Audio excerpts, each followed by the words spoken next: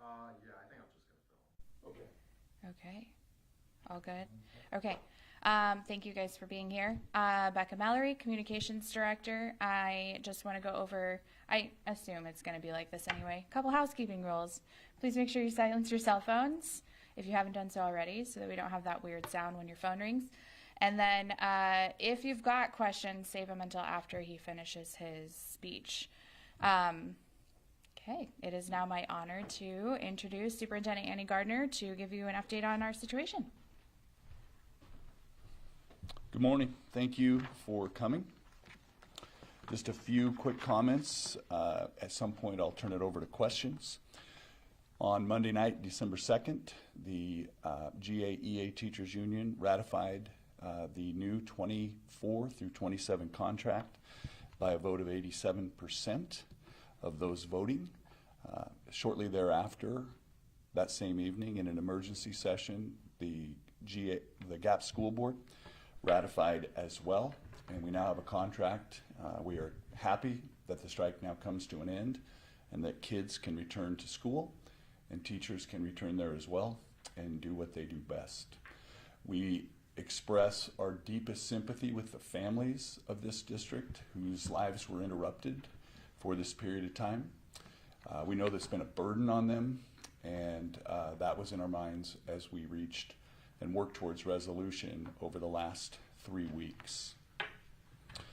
The strike began on November 12th. It was ratified on December 2nd. Students were out of school for 10 student contact days during that period. As we worked towards an agreement, our priority was to restore as many of those student contact days as we could. We reached agreement with the union on a return to work agreement that would make up 8 of those days. The district, in agreeing to those 8 student contact days, agreed to a 9th work day at the end of the year. We had changed the Thursday and Friday, adding a day and a half of student contact time. But that would have left the teachers without a work day at the end of the year. Both groups agreed that it was necessary. We did not have school during Thanksgiving week. We had 2 days scheduled for parent-teacher conferences. Those days were not as important as student contact days. The district will continue to work with GAEA to see if parent-teacher conferences in some form can be done, but there is no agreement at this time to do anything. The district's priority through this, and this was agreed to by the GAEA about a year ago, to improve the compensation for its teachers. The previous contract, 2021 to 24, did not anticipate the inflation that occurred, and early in bargaining, both sides roughly agreed that teachers had fallen behind about 9% against inflation. Furthermore, in comparing with other school districts, the district recognized the compensation for our most senior teachers was low compared to other districts, and so we have worked on that. The initial year settlement is for a 7% increase, with the teachers at the very top of the scale getting a 9% increase as we work to be more competitive and to help them out. There are 4 days which are not being paid to the teachers at this time. Teachers do have the option to recoup some of that in teaching summer school in the coming summer. The primary focus of the district now returns to students, but also returns to how we heal and how people can come together. We do not know the individual reasons that the teachers as individuals engage in the strike, but there's lots of learning to be done there and lots of wounds to heal with each other, with the community, and help the district to move forward in a healthy way. We do not yet know the impact of the strike in terms of the number of our students. We are currently looking closely at students who have left. Some of those are just leaving because of the normal course of events, moving to another state, etc.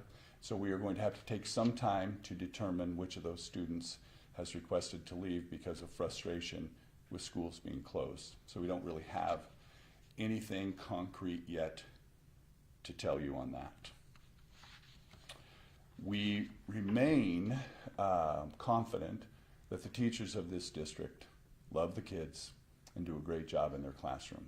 And we hope that this return to this focus can lead us to once again reset student learning as the priority of this district. And we will work through and give time for the healing that needs to take place. And we commit ourselves to fully supporting teachers in that work. I'll take any questions you have. Yes? I was wondering if you could help me understand the insurance situation. I know there was some discussion on at the emergency school board meeting about how to reinstate it or make it retroactive. Can you tell me what the status of that is right now? That has been resolved through the return to work agreement. The issue was never that teachers would not have insurance. The issue was that the GAEA and the state OEA would pay for it through the strike fund. If you look in the OEA statewide policy manual, you will see that they will cover major medical, dental, vision, those sort of things. They had informed us that they would, and so we did not have any intention that teachers would be without insurance. The great discussion was whether OEA would pay for the insurance and how that would be done. Any follow-up? Well, so I mean, because I remember at this board meeting there was talk about we had some face some liability concerns if we didn't reinstate immediately. That's why I'm wondering why there seemed to be some debate like the board has some control over how soon to get that all rolling out. So that was resolved at the time of the contract resolution, and OEB, there was some debate over whether an employee on strike was what is called an active employee, and we felt that we had resolved that when they returned to work, and so there was really 1 day difference, and we did not believe that that would be something that would stand in the way of an agreement. Yes? Do you have at the moment a cost for the new contract now? What that will cost the district, a total like a dollar figure for that? You know, our major focus was on the first year, and we'll have to look at the second year as we find out what the funding from the state will look like. We also need to, because our funding comes on enrollment, that has an impact as well to future projections. The 7 and the 9%, and insurance was really just like 3.4% over the next 2 years. We believe that we are still within budget, but we do have costs associated with the strike and the makeup days that we will have to incorporate as well. Okay. So at the moment, no like hard dollar. No, we've been busy in mediation and have not had time to turn to this, and we are starting that work today. Okay. And maybe just to follow up, make sure I'm understanding correctly, if you have an idea of maybe how far that maybe you have to dip into the reserve, the beginning fund balance, is it different from what the levels you had set for? Well, you know, there's not enough clear information yet. We know that the offer that we gave and that we settled on, which we had given in August, was within budget. And so we don't know yet what the ramifications are of all of that. We have to do the math before we can really fine tune that out. And probably as we know more, we'll be sharing that at board meetings and be happy to share that with you.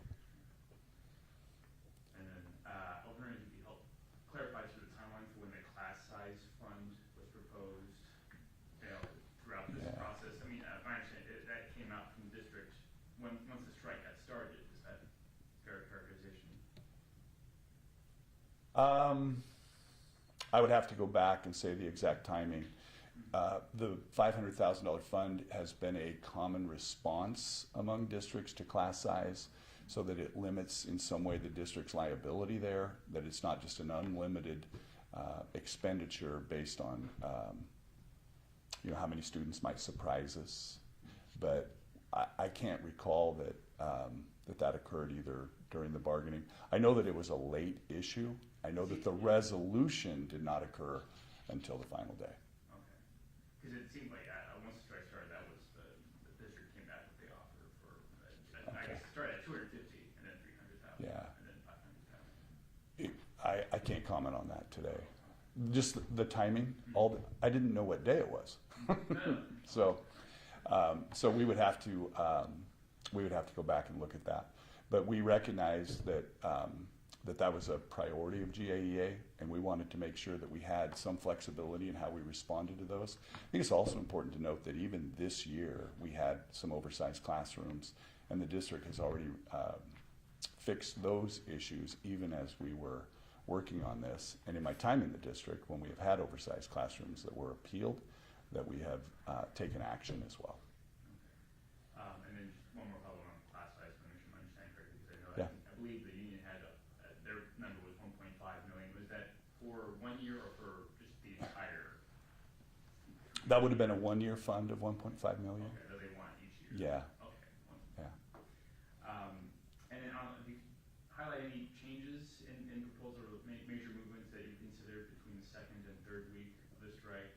What were the biggest changes in proposal, do you think? I think the ultimate issue there was class size. And so we ended up with a memorandum of understanding for next year to support kindergarten. And what we agreed to do was take 200,000 of that 500,000 and commit that to kindergarten exclusively. And that's a one-year MOU that will expire at the end of next year, and we'll evaluate that with GAEA at that time. With regard to prep time, it also seemed like there wasn't the year before the strike until, once the strike happened, then there was a sort of guarantee of a 6 of 8 schedule for the 2 high schools next year. Is that right? No, we're certain so we had reached an informal understanding with the teachers of a previous bargaining group in 2023 that we would move towards that. It became difficult then to work with the staff and implement it outside of bargaining because it was a bargaining issue, and it's difficult to work on something that is being bargained at that time. But if memory serves me correctly, we had agreed to the high school language in October. Although I know that you didn't want that to happen this year. Really the reason we did not want to have it this year was because this is the hard funding biennium. And we wanted to make sure that we put a good compensation offer out as a priority, because that would benefit everyone. And the high school schedule would benefit about 150 of 585 members. Just to clarify again about the settlement agreement, maybe you have these figures ready. Is there a cost fee for that, for the makeup days, for teachers, for the 8 of 10 instructional days that are met, and changing the work days? You mean a further modification, or? Well, it's just, is there a cost figure associated with that return agreement? No, we'll still need to put that together. That is, I know that's conjectural at this point for us, just because we just don't have enough of an idea about the specific numbers. Do you rest? I think I'll rest for now. Okay. All right. Well, thank you guys for coming. Appreciate it. Thanks for the great questions.